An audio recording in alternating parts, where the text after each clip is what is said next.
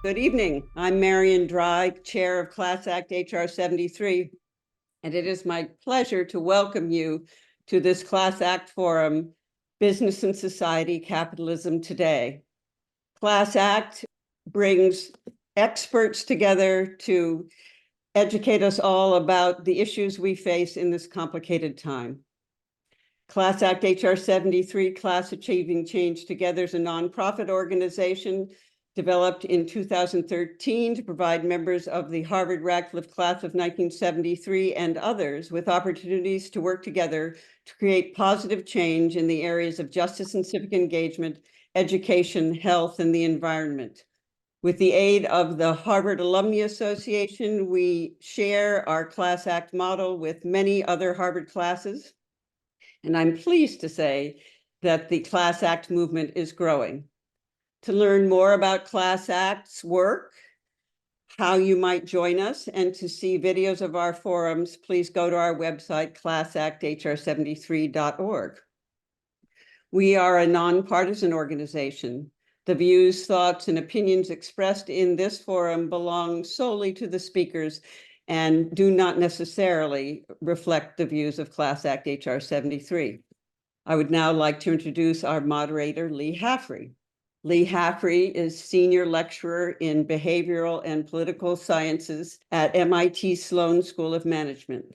Since 1995, he has offered courses in communication, ethics, and leadership in the MBA and other graduate programs in the US and abroad. He has taught at Harvard Business School, served as co-master of Mather House in Harvard College, and for over 25 years has moderated seminars in programs of the Aspen Institute, an international educational and policy sciences organization focused on value-driven leadership.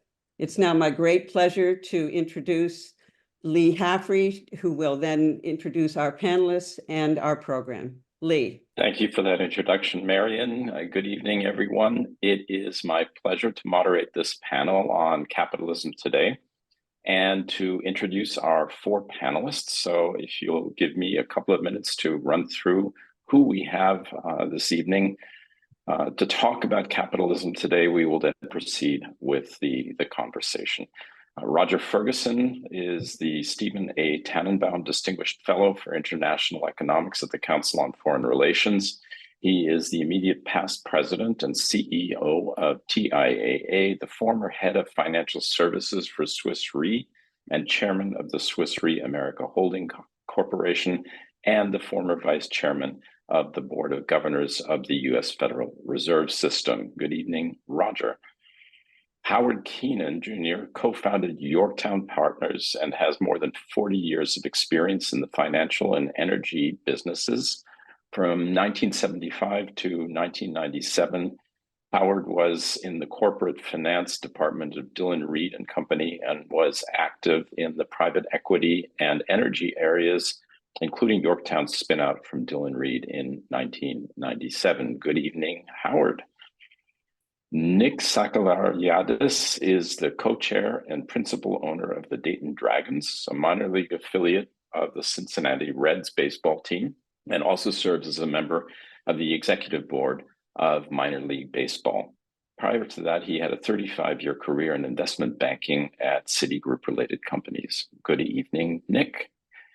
And finally, Gwill York is co-founder and managing director of Lighthouse Capital Partners, which has committed over $2 billion in capital to over 500 companies in 6 limited partnerships. She led investments in biotech, medical devices and services, information technology, communications equipment, e-commerce, internet infrastructure, semiconductors, software, and clean tech companies. Good evening, Gwill. Good evening. Good evening, all. So we're delighted to have you and to launch this conversation on capitalism today. I'd like to ask each of you, one after another, to talk a bit about your career. So what you have done over the years, finance, energy, small business, and tech, and what you have learned along the way about how our economic system has benefited society. And by society, of course, we mean not just the US, but societies around the globe. And we'll start, I think, Roger, with you. Great, thank you very much. So my interest in all of this was started at a very young age. I grew up in a household where finance and financial literacy were very important, and I, majored in economics in college and went on to get a PhD. My career, as you heard, has been involved in regulation, Wall Street, investments. The company TIA that Leigh referenced is responsible for investing the retirement savings of roughly 5 million Americans in the not-for-profit sector. And so I've been an investor as well as a regulator. And I describe myself very much as a proud capitalist. So what have I learned? I've learned that, in fact, the tool of capitalism, free market, investing for profit, et cetera, can be very beneficial. My company, TIAA, where I was the CEO for 13 years, retiring 3 years ago, was founded in 1918 to take care of the retirement savings of, academics who were otherwise retiring into poverty, and was founded by a capitalist, Andrew Carnegie, and has provided superior retirement for millions of Americans for over 100 years. I've also learned personally that capitalism, you can take an individual out of lower middle class America, and with hard work and luck, let's be very clear, and some interest in investing, can move people up the economic ladder. I've traveled enough to see that capitalism can also bring millions of people around the world out of poverty. Having said that, and I'll close at this point, I've also learned that capitalism has created a number of ills and difficulties that we're working with. Income and wealth inequality, educational challenges. We learned during the pandemic, health inequalities, big things that we call externalities, external effects such as climate change. So while I'm a capitalist, I'm well aware that capitalism has had a large number of negative side effects that have put it, I think, into a bit of a challenging situation. Thank you for those initial comments, Roger. I'll come back to you with retrospective angles on what you've just given us, but let's hear from our other panelists first. And Howard, you're next. Terrifically, thank you. Good evening. I'll start. I'm a Houston kid, and so many of my comments today will be energy oriented, which I kind of grew up with, more in the oil and gas area. It was an important piece of the culture and the economy, and definitely shaped my perspective on the world. After business school, I went into investment banking, kind of like Nick, and then worked in energy primarily for the almost 25 years that I did that. Since 91, as Leigh mentioned, my focus has been building a private equity firm that invests in energy of all sorts. And we've done 12 funds, roughly 175 deals. And I'm kind of somewhat amazed that I pretty much worked on every one of those deals. So I try to forget how many it's been. Anyway, it's pretty exciting. It's always been an exciting area. I guess moving to a second phase of this sector, capitalism, I feel, has created opportunities which, as Roger very accurately said, with a little luck, gives somebody the chance to advance in society at all levels. It creates jobs, and from my perspective, one of the important things that capitalism has done is fueled a major pillar of our society, which is energy, which really underlies everything, not only in our society, but in the world. Obviously, the high standard of living that we have and significantly reducing poverty in our country has been in large part, in my view, due to capitalism. I think the immigration problem, which I'm very aware of as a Texan, is kind of proof that we do have something here that other people want to try to move to. The one part of your initial question, Leigh, was about what have you learned? And man, it's a lot. I'm going to distill it really to three things. I think if I had to say one thing I've learned that I didn't really understand 50 years ago is the issue of proper incentives and alignment, whether it be in government, business, in virtually all endeavors. Having people on the same page with the same incentives is something that I just can't stress. It's such an important element of any endeavor. Second thing I'd say is it is so difficult to predict future events, both in terms of the direction and the magnitude. We always underestimate. It's this thing about truth is much stranger than fiction. We always underestimate what could happen and how big it is when it happens. The third thing, which is a little bit energy centric, it is virtually impossible for humans to properly understand the timing and the magnitude of major trends. And obviously, one of the things I'm thinking that I'm going to speak about tonight a little bit, I hope, is the energy transition. But it is virtually impossible for us to grasp. When people talk of 10,000-year cycles, or they talk about millions of years, humans don't really grasp what's going on. So we will do our best, I think, collectively this evening, Howard, to come up with a few answers about what the future might look like. Are you willing to go down that path? absolutely. Terrific. So we'll come back to that as we move towards the end of our conversation. Gwill, would you like to join us now? Absolutely. I was asked to say a little bit about my career, and I will say very little, but I started off asking the question as a very young person in Cleveland, maybe in second grade: who has money and why? How do I get it? And how are things made?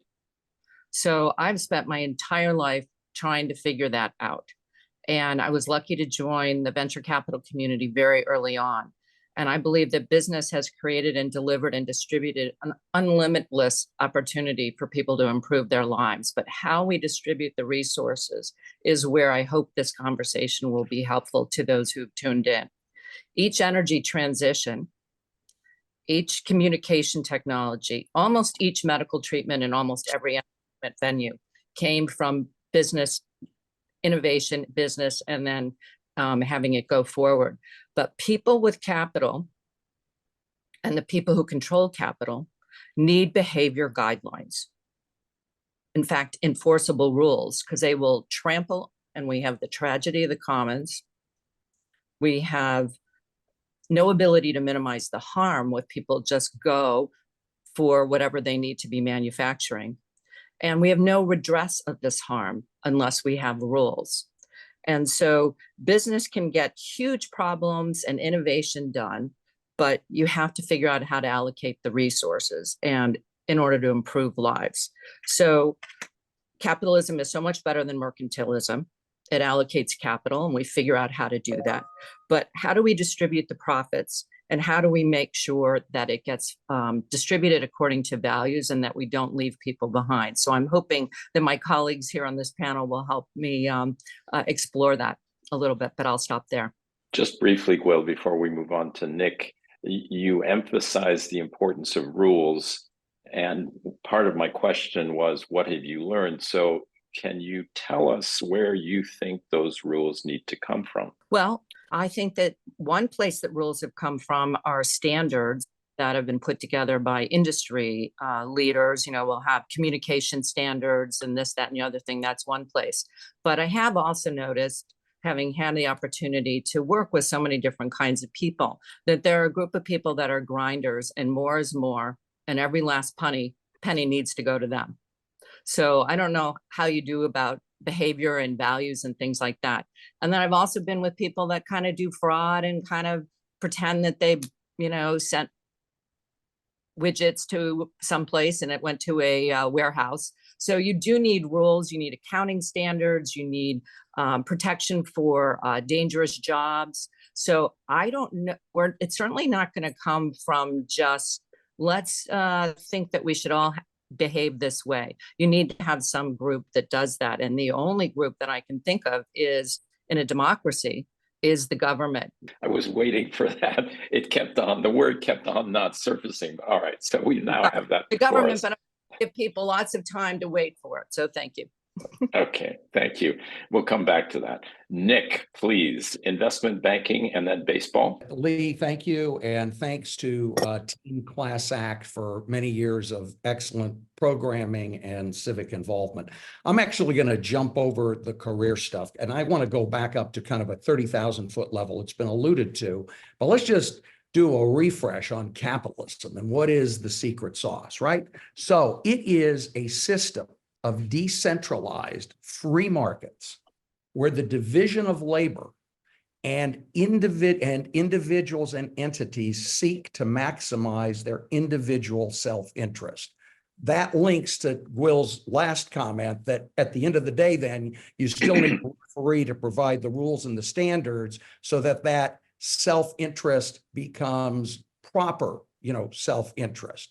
But within those constraints, what that system has led to is massive productivity gains and great economic growth, throughout the world.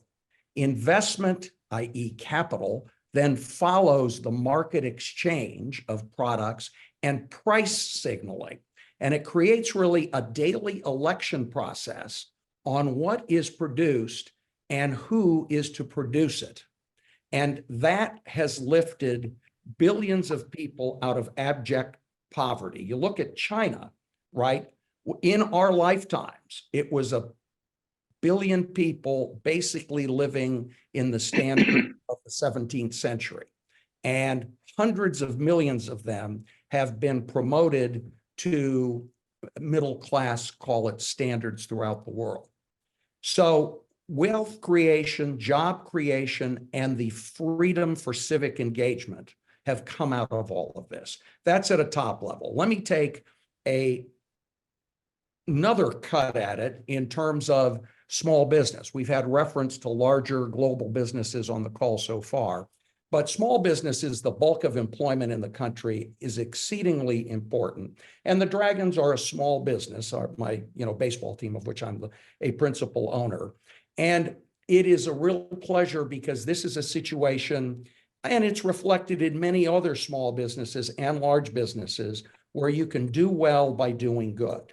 So we have generated tens of millions, maybe more than 100, of economic development progress in downtown Dayton. And what was a kind of a shattered Midwest industrial town was trying to recoup. We have created 300 direct jobs that didn't exist before. And maybe most importantly, we have become a community convening space. We help the public schools. We honor the military, the charities, the churches, the synagogues.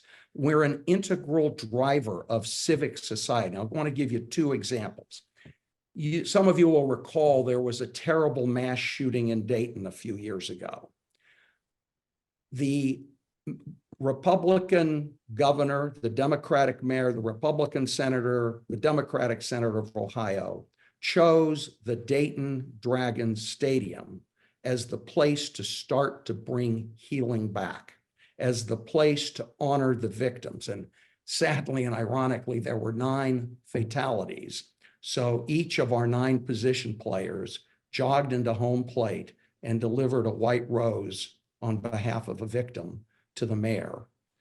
And it was a symbol of remembrance, and it was a symbol of life had to keep on.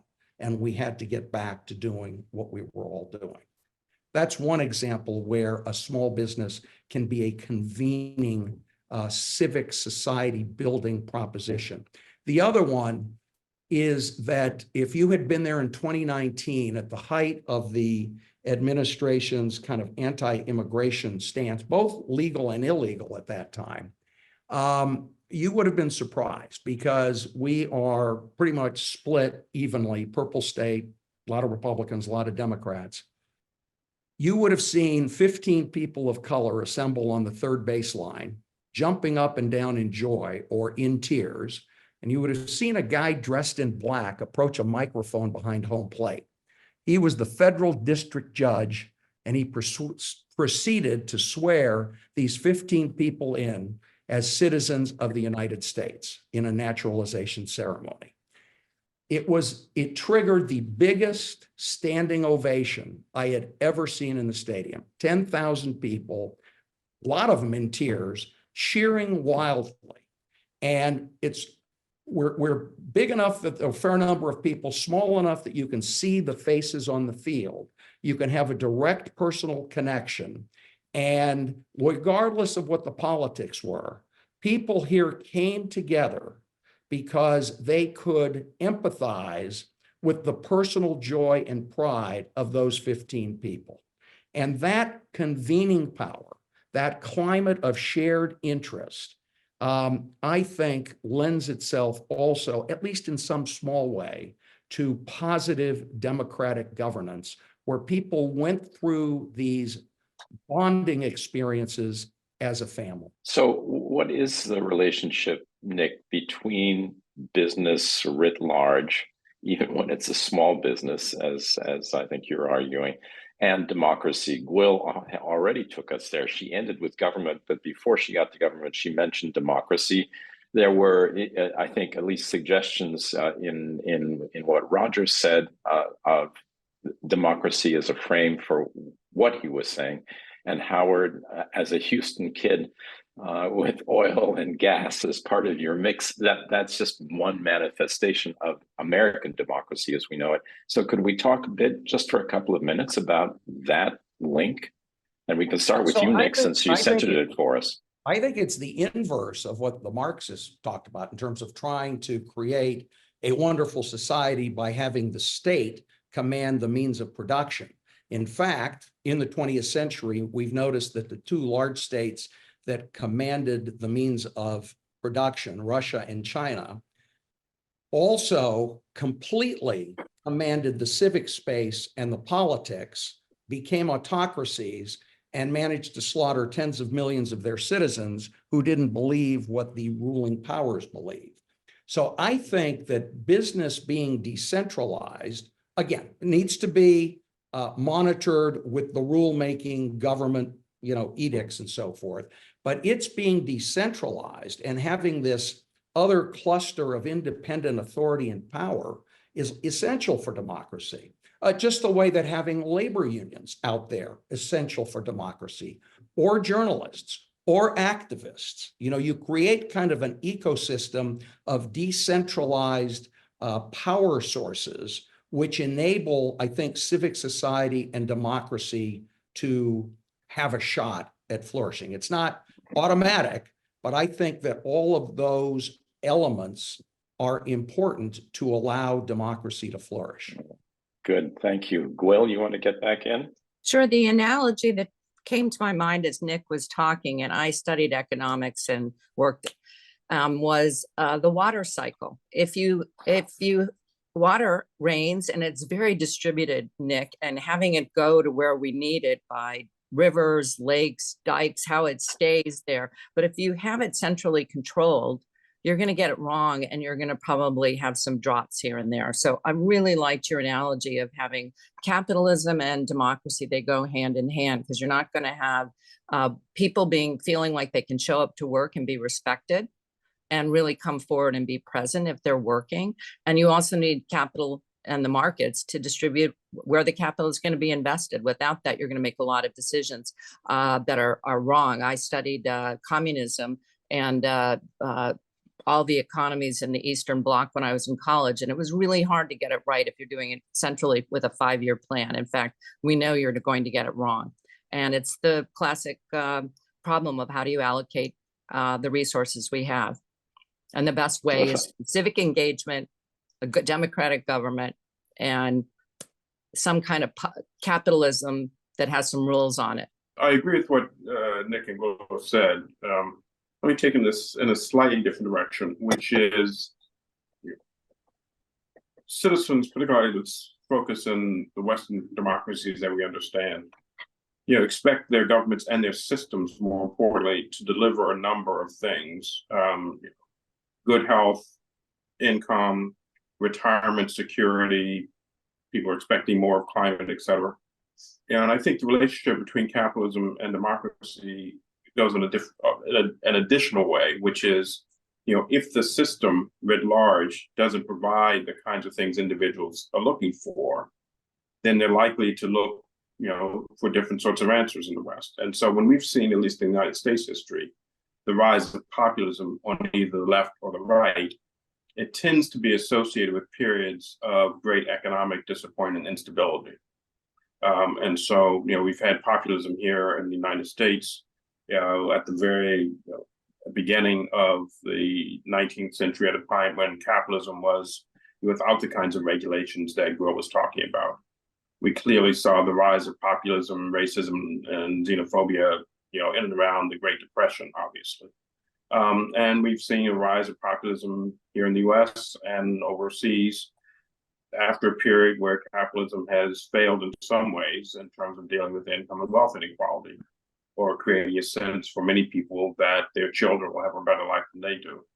So I agree with what Gwill and Nick had to say, but I also observe that people start to doubt the mechanisms of, liberal progressive democracy, small L, not left or right, democracy, and look for other kinds of populist answers when they feel as though, the capitalist system hasn't delivered on its promise. So does democracy, Roger, provide the systemic context in which capitalism can thrive, or is there no obvious causal connection? What I've seen, at least, what I think we've seen is studying, U.S. economic history, is democracy has a way of throwing up, to Gwill's point, the government-style regulation called for when it's time to get capitalism sort of back within the bounds of acceptable behavior. And so, in U.S. history, and also this is true in the UK and other places, when capitalism was at its roughest, when we had, child labor and tainted food and tainted drugs, et cetera, at least in the U.S., the democratic system rose up and created, the FDA, the FTC, et cetera. When capitalism, got itself really out of balance, called the Great Depression, what happened? The government ended up throwing up and creating, ideas such as Social Security, adopting some of those from the private sector. When capitalism, when we, at least in the United States, had a capitalist system that led to great poverty among older people, we created Medicare, so that in fact now, poverty is not an affliction of the elderly. So I actually think, a democratic system that allows people to speak to the problems that they have and elect representatives that will address those problems seems to be one of the ways that capitalism manages to right itself, at least in the American historical context. Thank you. Howard? Leigh, there was an interesting, sorry, go ahead. Yeah, Howard? Yeah, look, I can't, this is going pretty well. I'm having fun listening. I'm not sure I can add all that much. I will say that where you're kind of leading this, Leigh, I think a little bit is the link between a form of government and the theme of capitalism, and I think capitalism may work in dictatorships, but it's pretty limited because there's somebody that's up on top, who's really not acting in a constructive collegial way. I think so I think there's a definite link. I would say that one thing that I do worry about on the idea of in a democratic society having a federal level of control, of course, there needs to be some governor, I think was the word that Gwill used, and that's a good one. I think that there also needs to be a level of control exerted by, if something's going to be sustainable, there needs to be a level of control exerted by some sort of body that is the actual entity itself, either the securities business, they're things that relate just to they're self-regulating bodies. Okay, they're not somebody, it's not a government agency, it's not a federal agency. It's more of and I think there are definite issues. I know in our business we face lots and lots of things that are inappropriate from time to time because they're not connected to the grassroots level.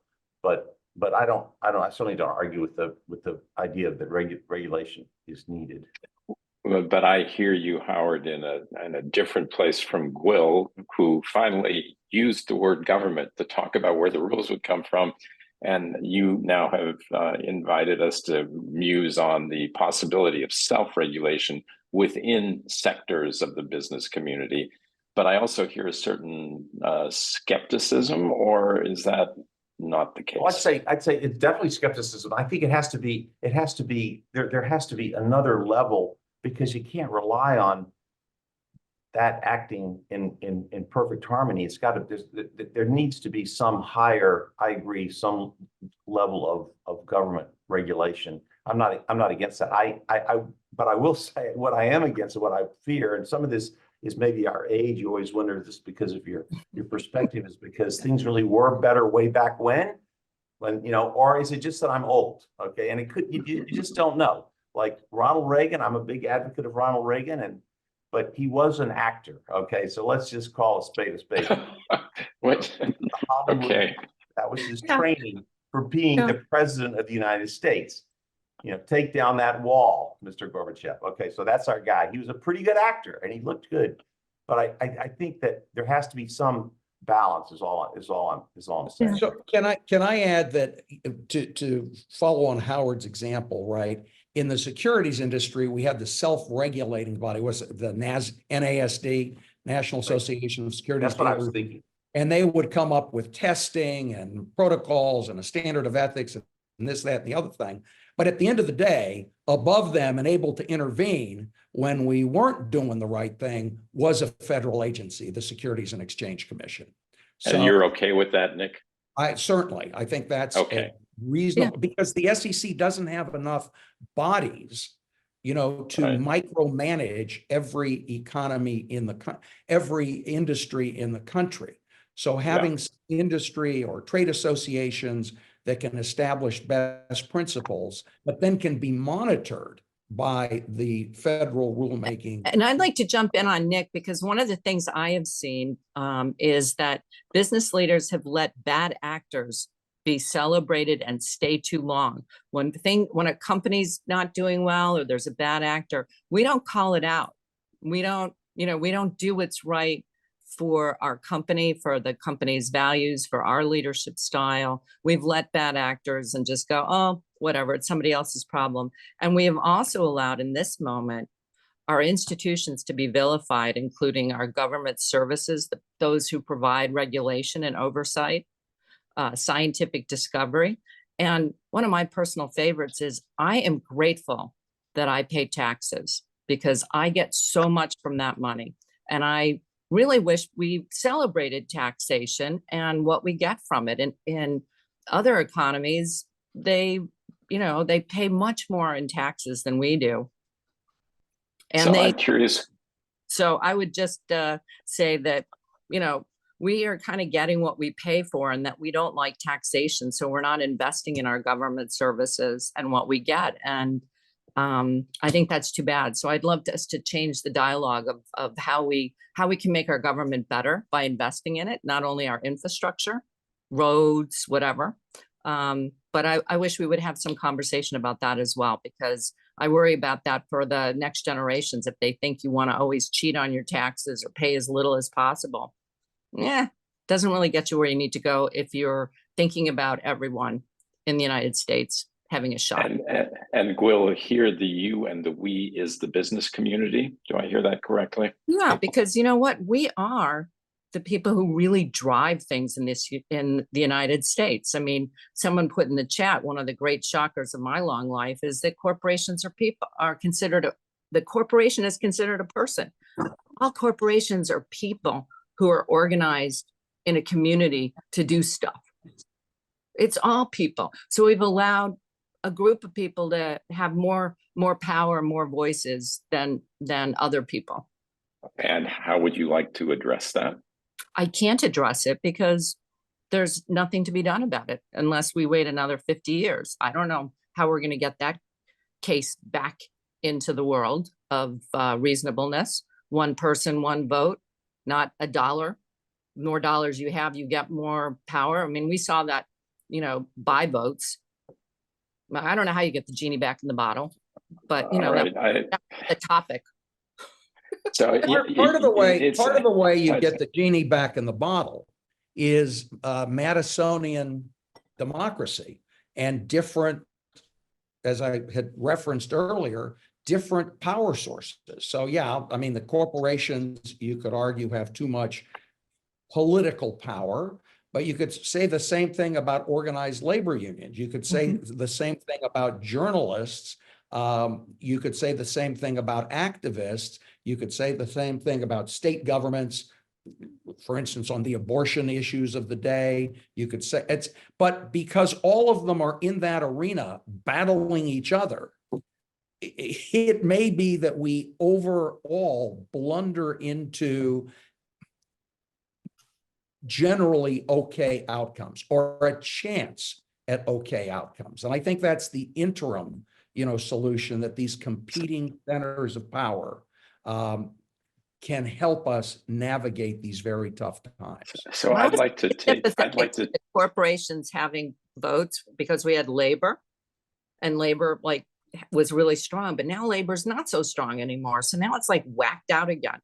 Anyway, but Gwill and Co. Let's actually, now that you've mentioned labor, let's talk about labor. And I would say, Nick, by the way, that I taught Federalist 10 just yesterday in class, and there is this question of faculties and unequal faculties and how that necessitates the republic that Madison, Hamilton, and Jay, all three of them argued for.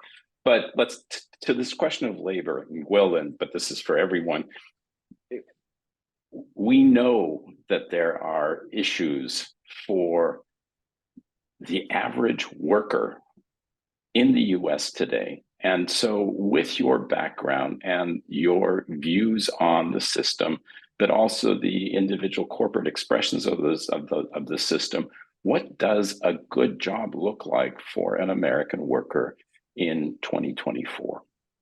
It's such a great question, because I ask myself that all the time, and I was hoping I'd learn something about that from tonight.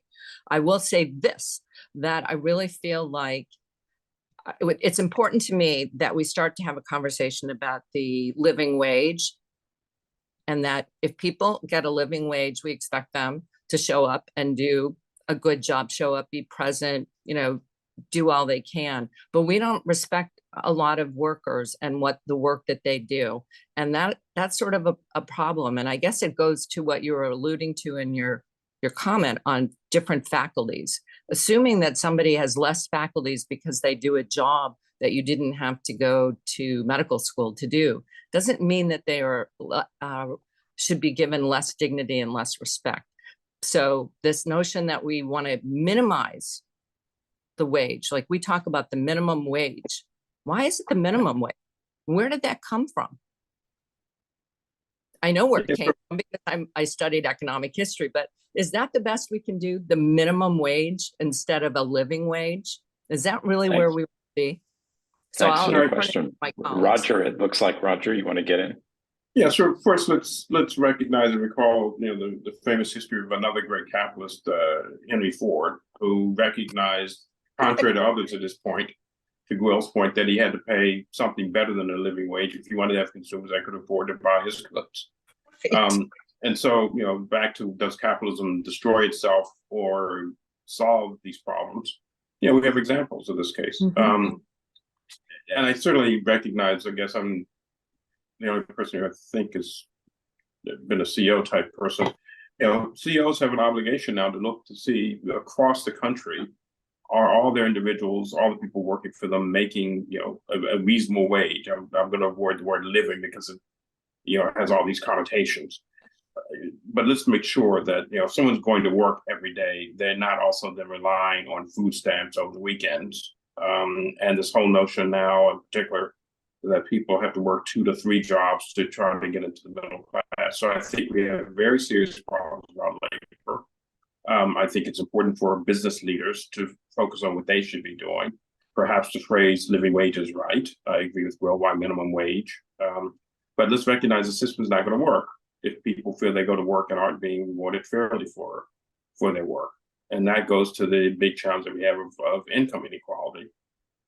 which has emerged over the last 30 or 40 years. And we need to confront that as one of the fundamental weaknesses of the capitalist system. Capitalists themselves have to start to fix it. The government has to start to fix it. We have to understand what it takes to be able to pay everyone. I'm going to use the word a reasonable wage, to make sure that in fact, the system is answering the needs that people legitimately have.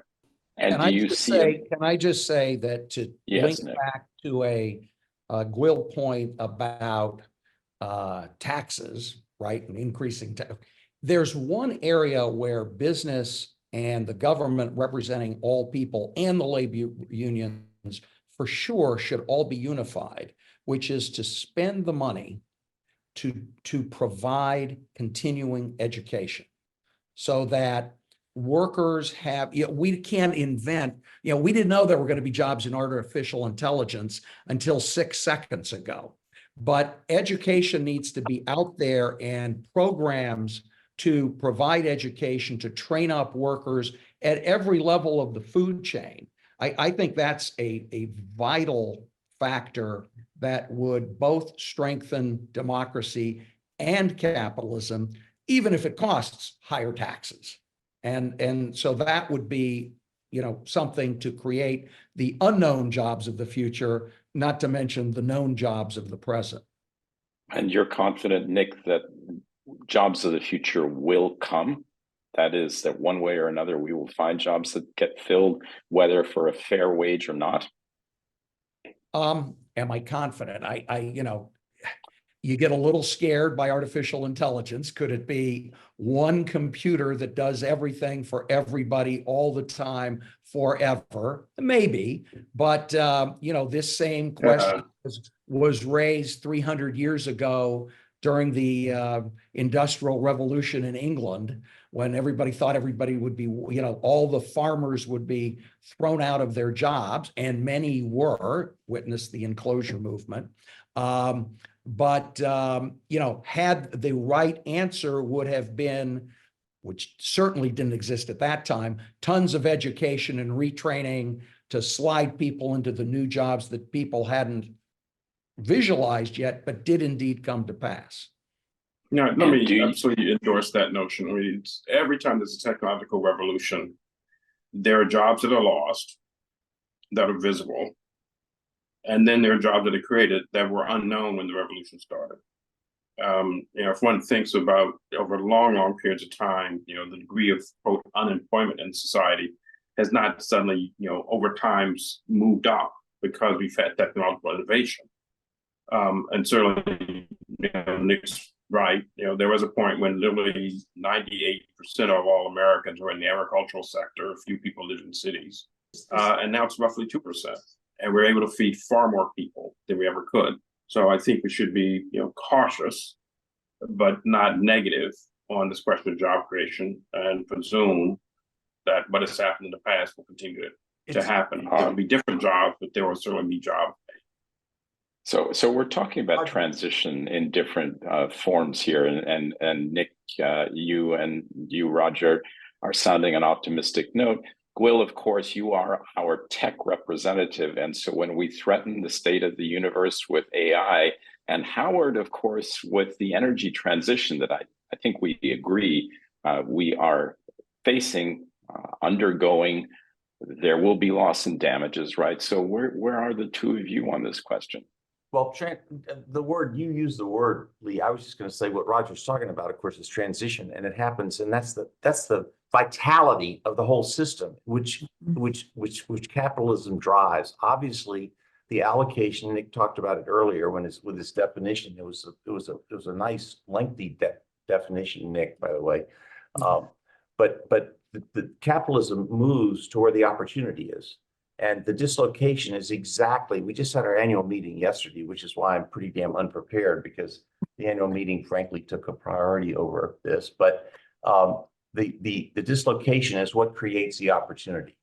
And in a capitalist system, people recognize that. Now, I have to go back to what Nick was talking about. I think that's a great idea, ongoing education. This is another thing. I'm definitely less of a federalist than I guess the rest of you, because I think we need to have that system, but I think I'm really a hands-off guy, and that means you're probably going to have more dislocations for longer, but it does it's a self-righting system at some point, because if something's not working, you can't keep doing it in a capitalist system because you go broke. And so it really does it does right itself eventually. And I also have to say, and I know this is not going to be popular, but I'm not saying that we don't have a problem with income, just on that topic, income inequality. I'm not saying that that's not an issue, but I am saying, as I say to one of my partners just about every week, it's when we look at social problems in our society, I always say, compared to what? Compared to Mexico? Oh, well, let's compare it to Russia. Let's compare it to any other country. So in the realm of human endeavor, I think perfection can be a great goal, but you've got to be realistic about what you can actually accomplish. So let's pick another country that's doing it the right way that we could emulate, because I don't see it. I mean, I'm not saying there's not issues here. And by the way, Will, I'm paying plenty of taxes. Okay, so I disagree with you on that. And I'm not convinced that my tax, I would be happy to pay the taxes if I felt that they were being used more efficiently. And I don't think they are. I don't think that the best people are making those choices, but that's a different topic. So thank you for bringing in countries other than the US, Howard, even as you hold the US up as a model. I do want still to let you, Gwill, into the conversation again from the tech perspective, but then let's go as a sort of closing chapter to this discussion to the question of globalization, deglobalization, and where capitalism fits into that. But Gwill, first, technology. Yeah, the technology during the course of all of our lives and way before, as Nick was saying, is always changing. And as Roger said, there are always jobs that are taken away. Buggy whips, for instance. I'm from Cleveland. Almost every manufacturer, there were 50 Fortune 500 companies in Cleveland, and now there are 10 in the entire state. So jobs and who gets to do what job, you don't necessarily get a job where you were born. So technology changes everything very, very quickly now. It used to take, what was it, 50 years for a new technology, or 100 years, and now it happens in like 4 years. And so our ability to retrain ourselves, create new opportunities for ourselves, really comes down to motivation and education and access to those opportunities, and making that be as available to everyone, the willing to do it, is really important. But with technology now in 2024, you can get an education in almost anything you want online. If you have good internet, which I think is something I hope every United States citizen, anyone, can get in their home so that they have access to learn, just like electricity, clean water, clean air. I'd like to have fast internet. And with those things, then people can really apply themselves with the new technologies to have a great democracy and great allocation of resources through capitalism, and the kind of civil discourse I think we all would like to have. We have vilified our government. We have vilified our institutions, our research, as I said earlier. How we reframe things so that we're optimistic is really important. And as a tech person, I'm generally optimistic. So that's why, I guess I went into venture capital versus some other things, because it's always new. You never know. You never know what's going to happen tomorrow. And you thrive on that uncertainty. I do. Well, one of the other questions besides who has money and why was, how do people make decisions when they have not very much information? I didn't know about the unknown information problem. I learned about that in college, the unknown information, whatever it's called. But you just looked at your adults around you making decisions, and you knew they knew nothing, but yet they made decisions. It was stunning. Stunning and encouraging, or stunning Sure. and It was disheartening? baffling, and it made me feel like you too, Will, can make a decision, because you don't know much. You're in 4th grade. It's okay. All right. Now she's become one of the adults making You need to decisions. have some humor in these things, guys. Let us turn to the globe, panelists, and address briefly, at least, where Howard was taking us. That is the comparison. And I heard you, Howard, saying, we Americans have a system that works at least as well as anything comparable, and we should celebrate that. But the truth at the same time is that globally we are facing all kinds of stress. It's not just the threat of AI, if indeed that is a threat, but climate change on a serious scale at this point. The kinds of inequality that we've talked about domestically also make themselves felt internationally. So how does capitalism present itself as a solution to those ongoing and very serious challenges?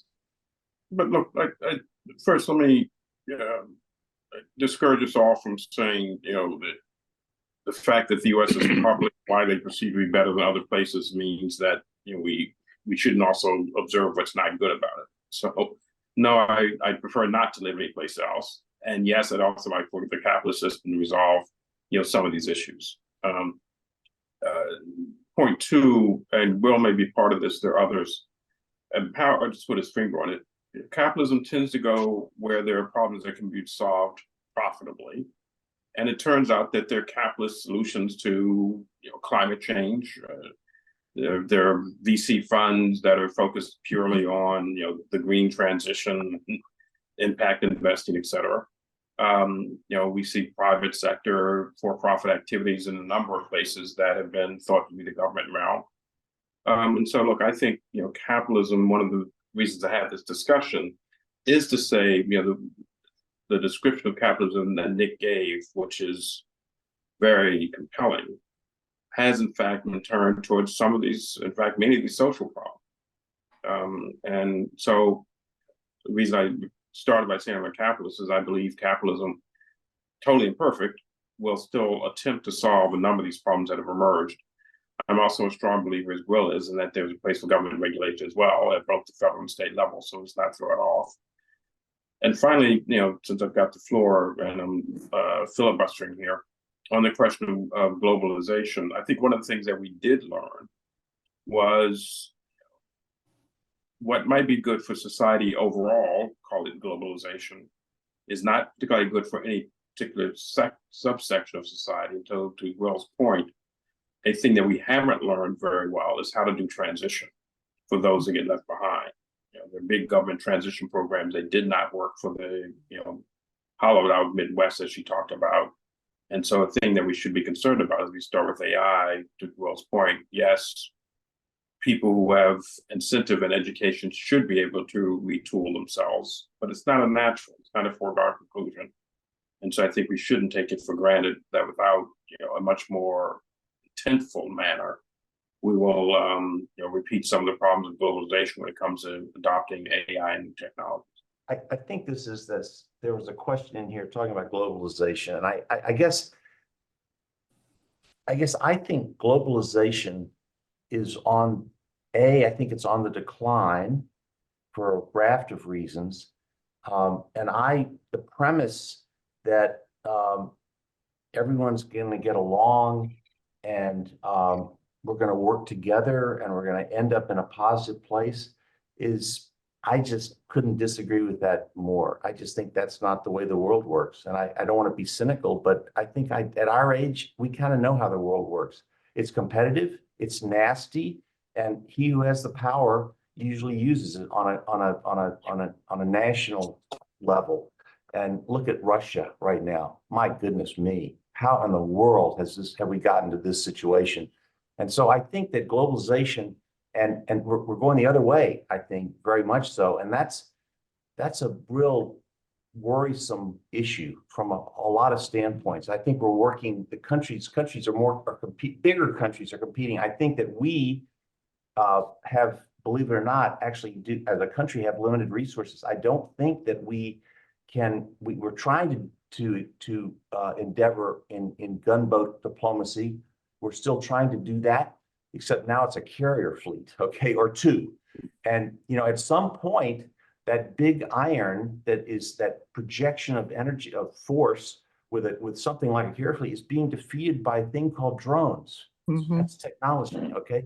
So when you see the drones aren't going to destroy the ship, but you'll need one drone that can put a laser on something and can direct a Hellfire missile from 300 miles away.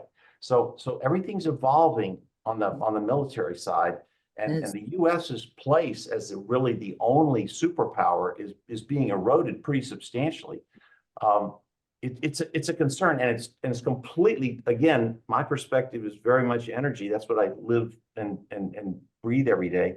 And energy tends to be in bad places. The really big energy deposits, they tend to be in, except for the US.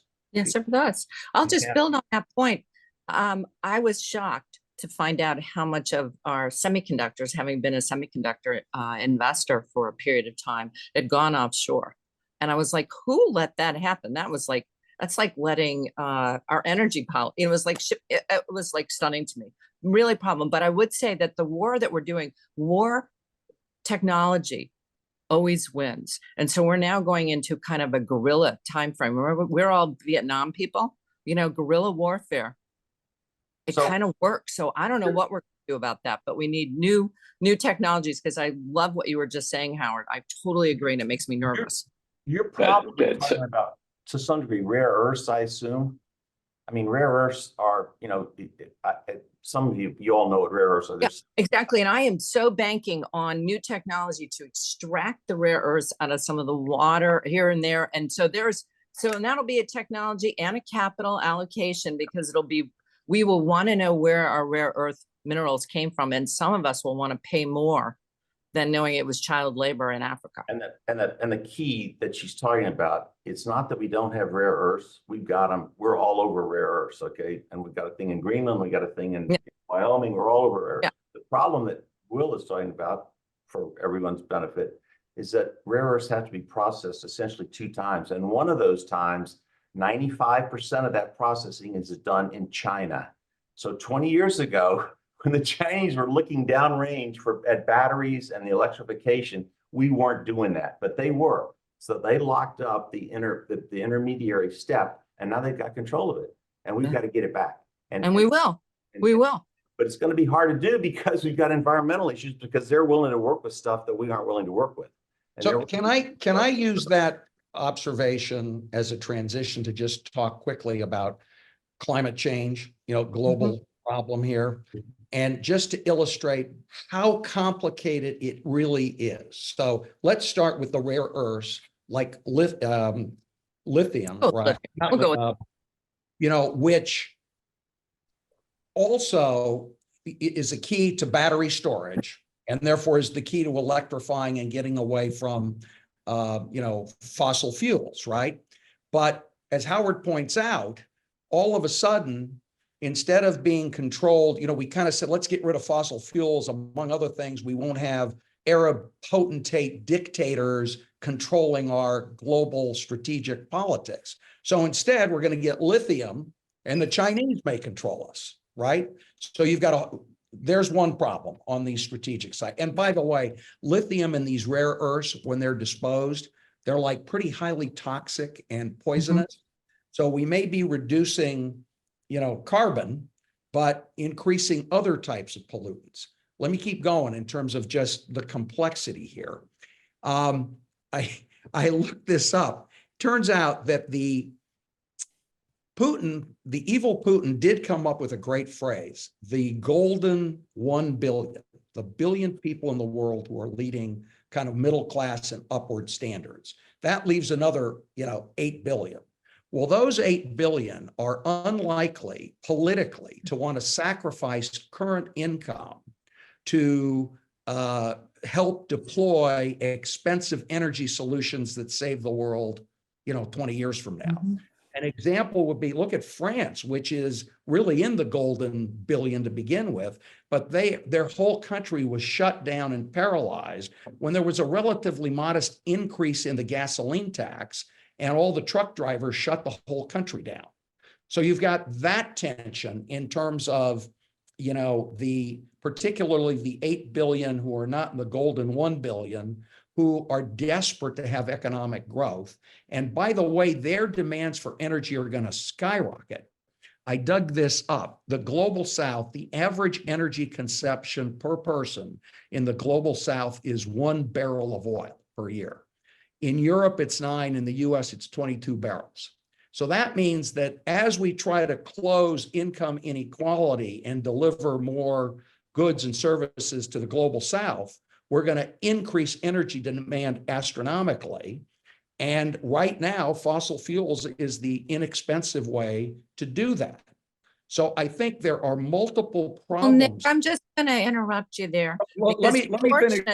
Go ahead. Fortunately, they didn't have to put in all the silly telephone poles, and they just went right to cell towers. So I am hoping that when they do the energy transition, they won't have to go through whale oil to gas lights to electricity and the light bulbs that we no longer can buy, and now they're just going to go straight to LEDs off of like solar panels, which yes, use rare earth, but there's going to be recycling of rare earth. And I personally am not going to eat soil that has been near a rare earth plant.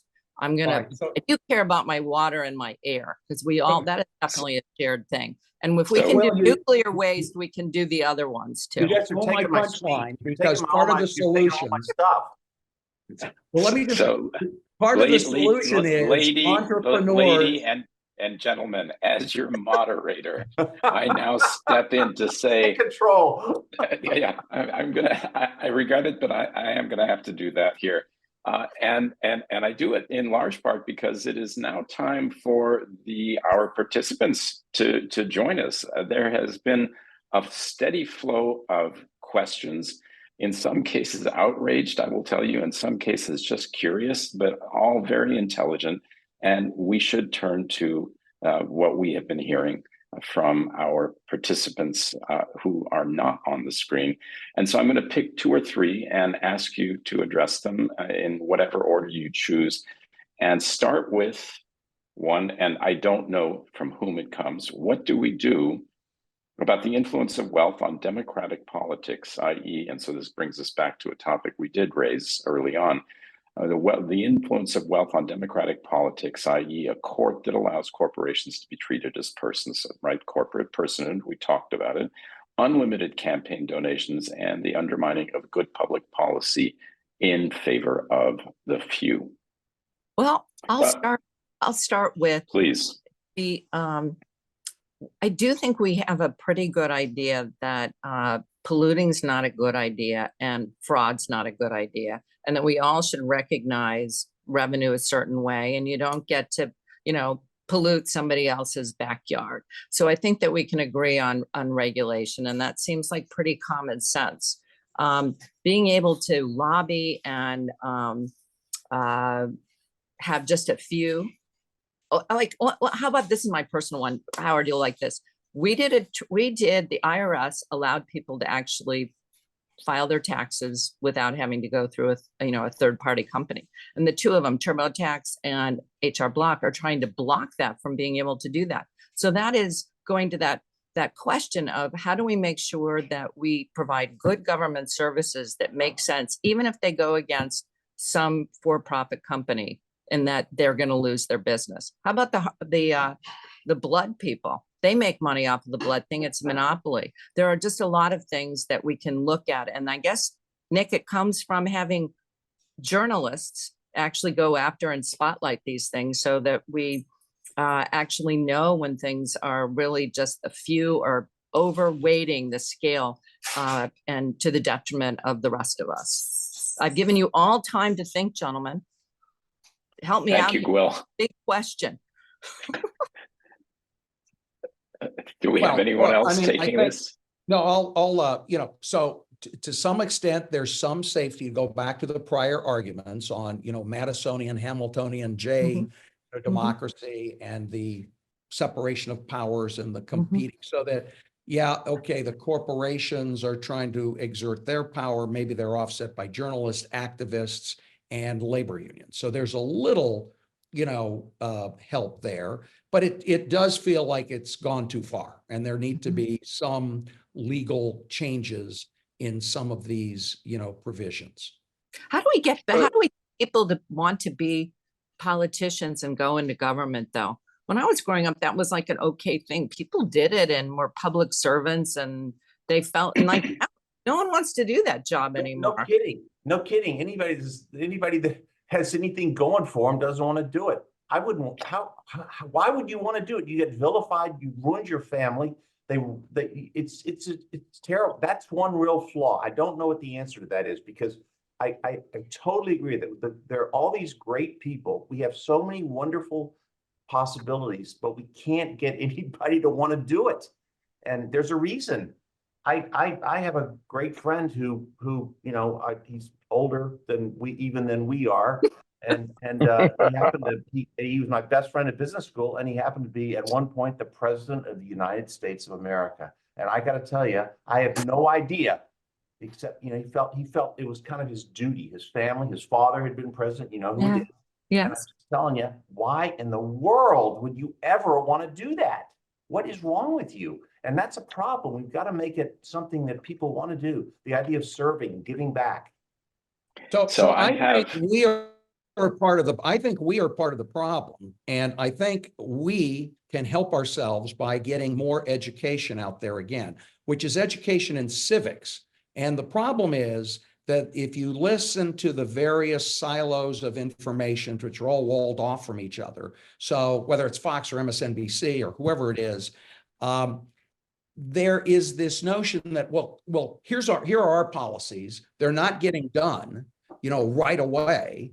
And therefore it's a conspiracy and the other side is evil, rather than having a civics education in Madisonian democracy to understand that delay and flaws and negotiating and compromise are not design flaws, they're design features. And we're part of the problem, demanding instant solution only our way, rather than having a set of a little patience. The polarization. We're going to work things through. Howard and Nick, could I just intervene here, because we have a relatively limited Q&A section, and I have asked one of our participants questions, and I do have another one sitting right in front of me that speaks directly, Howard, to where you have taken us, and directly, Nick, where I think you want to take us.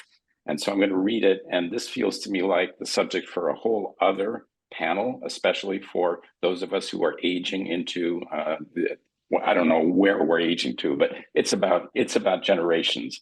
I have concerns, the questioner says, I have concerns about what could be a generational shift in attitudes about capitalism in the popular conversation in the US and elsewhere. I hear numbers of young people lumping together several problematic aspects of, quote, the system, unquote, under the rubric capitalism. Aspects such as colonialism, imperialism, exploitation, and regulatory capture. Some youth and others believe that hyper-wealthy capitalist entities are steering and arguably corrupting democratic governance. Could the panelists, that's the four of you, comment on what arguably is a crisis in the image or perception of capitalism? Well, could I start on that? And I apologize, but look, I think that is a very legitimate question to ask. I think young people look around and they say things such that are accurate, as in, climate change is a major problem. The system doesn't seem to be addressing it. So I think the reason to study the future of capitalism and to be very honest about it is to say that we are losing faith and trust of younger individuals. And I wish I could say it's illegitimate, but it's not. And so I think the challenge or the goal of this kind of panel is for folks who are, quote, capitalists to figure out, well, how do we use those tools of capitalism to, regain the trust and confidence of individuals who are the next generation of voters. And I think we have to do that by very explicitly talking about what the problems have been, but more importantly, how we think the capitalist tools can help lead to the solutions. We now have some cases going towards the Supreme Court that will make it impossible for companies to actually care about not polluting or not having anything but maximizing profit for shareholders. Now, when I was in business school, you actually had stakeholders and it wasn't just your shareholders, but something happened in the intervening 45 years.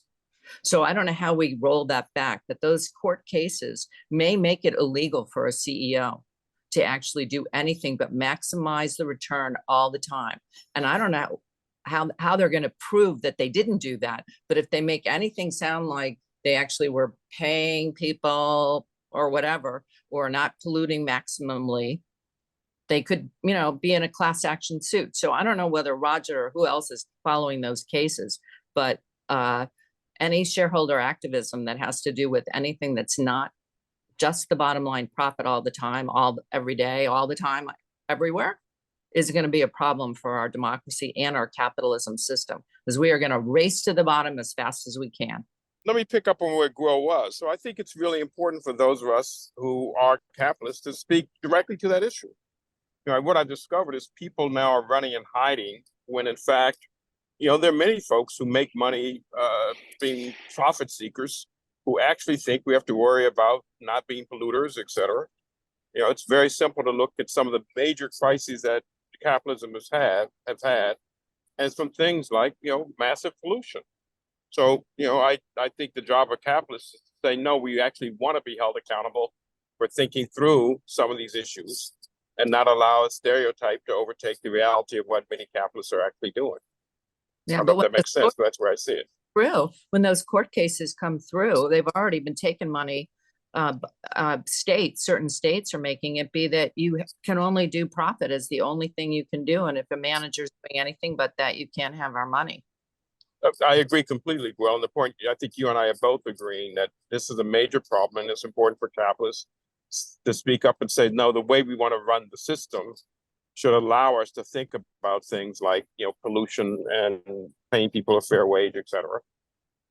And in fact, there are many investors who should stand up and say, these are important risks, and we should be, you know, expect to be rewarded if we are taking the risk of people not doing the right things. And maybe the only way could be the SEC, but then you could have them imagine changing the rules, because well, anyway, it's going to be interesting to see what happens over the next 5 years. It's another example of the time frame. In the short term, it's so short-sighted. I mean, that's not a strategy that has a long-term life. It's obviously it does not. And so anyone who's employing that strategy is not going to, I mean, I would argue is not going to be around that long, because we're not going to, I would like to think that our society, democracy, our values, and also capitalism are not going to let somebody like that stay around that long. It's not a viable strategy. And I haven't lost so much confidence in basic decency that I don't think that there's some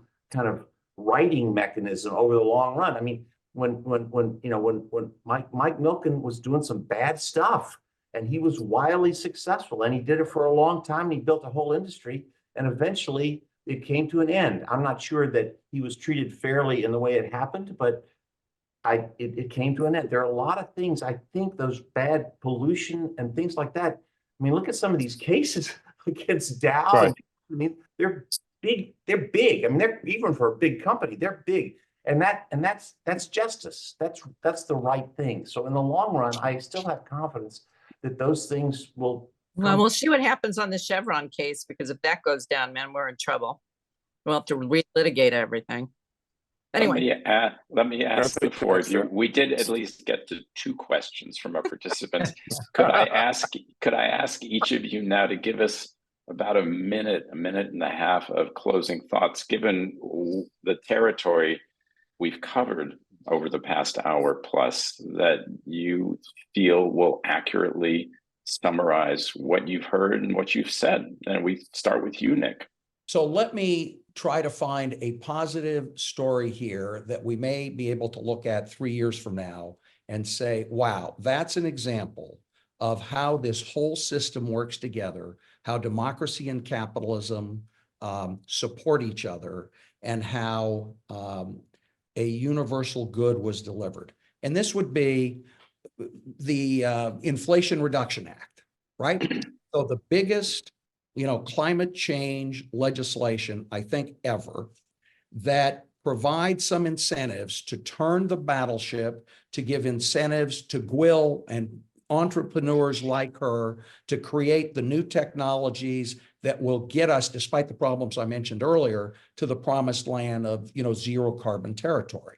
That is going to go hand in hand with one of the biggest savers of pollution, which is the old technologies, fossil fuel, being more efficient. So, our cars now get 30 miles a gallon rather than 10 miles a gallon. And that's a huge improvement in terms of lowering what carbon emissions would otherwise have been. And so the process, the $400 billion package is world-class, but it started as a $6 billion project. And had the $6 billion project gone through, I think there's a really good chance that instead of having 30% inflation overall, we might have had 100% of inflation overall. There might have been, that would have driven the election of a populist who was completely opposed to climate change. So really complex interlacing of things, such that I would say the Congress, lobbied by business, lobbied by activists, focusing on deficit amounts, et cetera, came up with something that was maybe not too hot, not too cold, is going to turn the battleship without destroying the economy and triggering a lot of inflation, is going to encourage entrepreneurial activity to find new solutions to get us to the climate change land, and is going to have existing fossil fuel companies pushed to create more efficiency out of what they're doing while we skate to the future. And I hope Thank you, that'll be a Nick. case study that resonates with everybody. Thank you, Nick. Gwill. Going after Nick is never fun.